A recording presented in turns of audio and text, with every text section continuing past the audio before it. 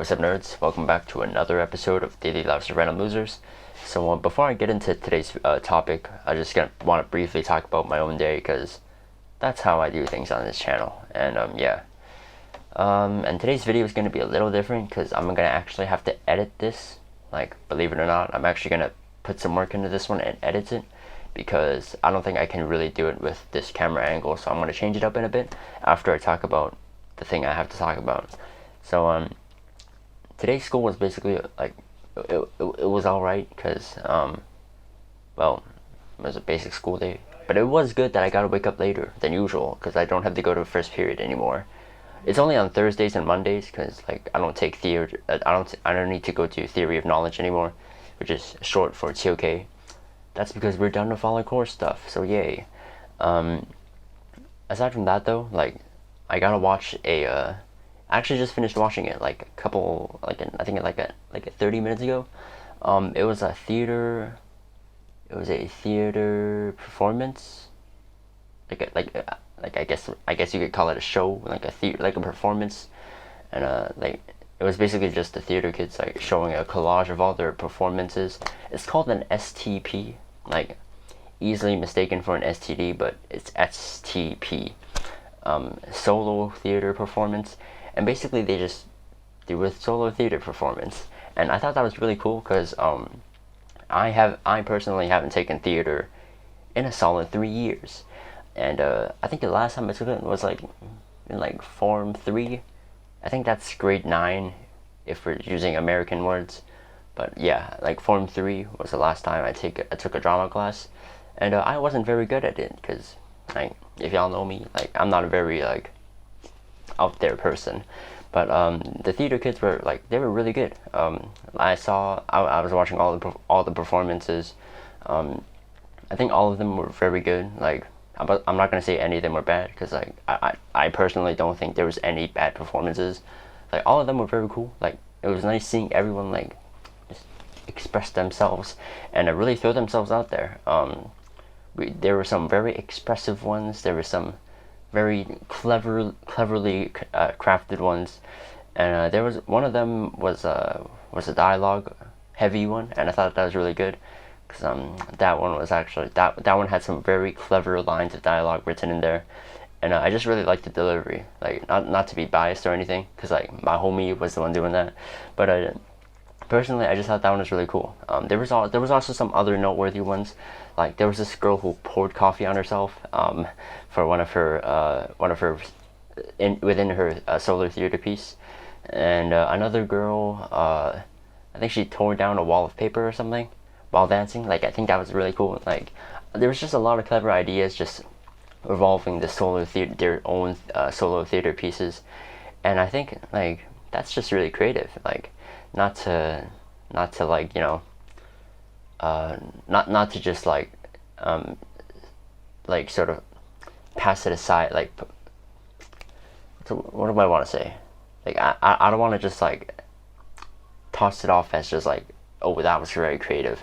Like I think yes, it was very creative, but it was also like very cool to see everyone like express a different like aspects of themselves. Like there were some people who talked, there were some people who danced, there were some people who did movements, there were some people who did some really obscure movements, but yet again very very interesting, very creative, and overall it was just a very nice time because like I don't usually talk to these people, but like seeing them express themselves and like really throw themselves out there towards like a subject that they're very passionate about. Like I can tell these guys are very passionate about what they're doing, because like I'm pretty sure every theater kid in every school is very passionate about theater, because who wouldn't choose theater if they don't like it?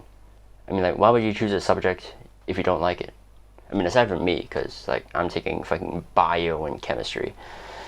We all know how much I hate bio and chemistry, but we don't talk about that. We're not talking about that today though. But yeah, like theater stuff, amazing. Damn, I wish I could show you guys, but like for privacy's sake, and also because I didn't take a recording, and also I don't really think they want like me to show other people. I'm just gonna speak on behalf of my own experience, and I think it was a very cool. I think it was a very cool experience. But yeah, let's move on from that. That was a very cool experience, and let's just move on to the topic of today's video. So earlier today, I finally did a sub 8 solve on the Rubik's Cube, one of these bad boys, and yeah, I just thought it was very cool. I wanted to break it down. I wanted to show you guys, if anyone's like ever interested. I'm kind of just putting this out there for myself. In the future, if I ever want to look at the reconstruction of the solve, I can just look at it through this video.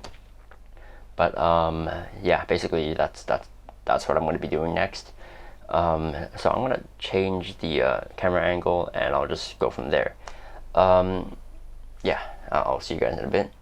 So before I get into the reconstruction, I'm just going to show you guys a quick clip of the actual solve. It's a bit unfortunate that I had to do it. I got the video of the solve on an app, but I didn't actually get it on camera because I was training with my electronic cube at that time, and I wasn't like filming or anything. So the fact that I even have a record of the real-time solve is a goddamn miracle. So yeah, you guys can check it out first.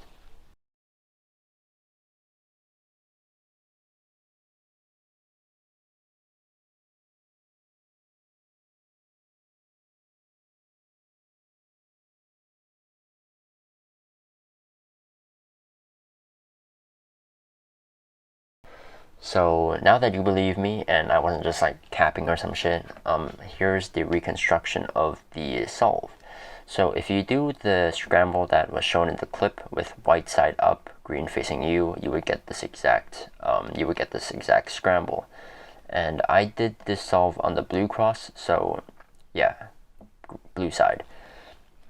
And one of the first things I noticed was these two edge pieces, and they were already one move away from being solved. So the first thing I did was look for other edge pieces, and I found this and this. So I inserted them in such a manner that wouldn't disrupt this edge piece, because I noticed that in inspection, and I didn't want to like break it or anything. And then so it basically goes like this,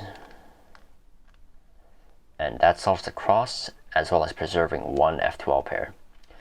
Now, while I was going to solve this F12 pair like this, like a basic ass 3-move insert, I noticed these two, this blue corner piece and this edge piece that corresponds to this corner piece. So how I managed to sort of insert this and pair these two up at the same time was to just move it to the right first, and then do an R move, U2, and then insert. And then not only did this maneuver insert the first F12 pair, I also paired up the second one. So now that I've paired it up, I moved it so I could insert it to the back. And then while inserting that, I noticed that it gave rise to this and this pair. I knew that these two had to be pairs because I looked at everything on the side here and nothing matched with this one, so it had to be this one. And then I also noticed this corner piece and this edge. I didn't have to look to know that these two were pairs because, well, just by very simple deduction, I could tell that these two were the last pair left for this F12 slot. And so the sequence of it basically looks like this. So first I just inserted this F12 pair, very basic ass 3-move insert, and that paired the ones in the back up, did a back rotation, and then I recognized the OLL pair. This was the OLL I got. Very simple, and then just U-perm. And yeah, that's basically my 7 point something solve. I don't remember, but this is my first sub 8 solve, and this was my reconstruction. Hope you guys enjoyed. I didn't really do anything too complex here. This was in reality just a very simple solve. I'm pretty sure like anyone with the skill set would have gotten an even better time, and even better time than I did. Considering this solve was only like 30 something moves, which is very little considering it's a CFOP solve. But yeah, this was a very fortunate solve, and I was very lucky to have taken advantage of that. So yeah, this was my reconstruction. Hope you guys enjoyed. Hope the rest of the viewers enjoyed. If you're not like a speedcuber, just a very casual viewer of whatever the hell this channel is, hope you guys enjoyed. So with that said, that's really all I have to say today. Hope you guys have a blessed rest of the day. Hope the Asians have a good evening, and I hope the foreigners have a dope afternoon. But with that said, that's really all I gotta say. So yeah, I'll see you guys in the next video. Bye.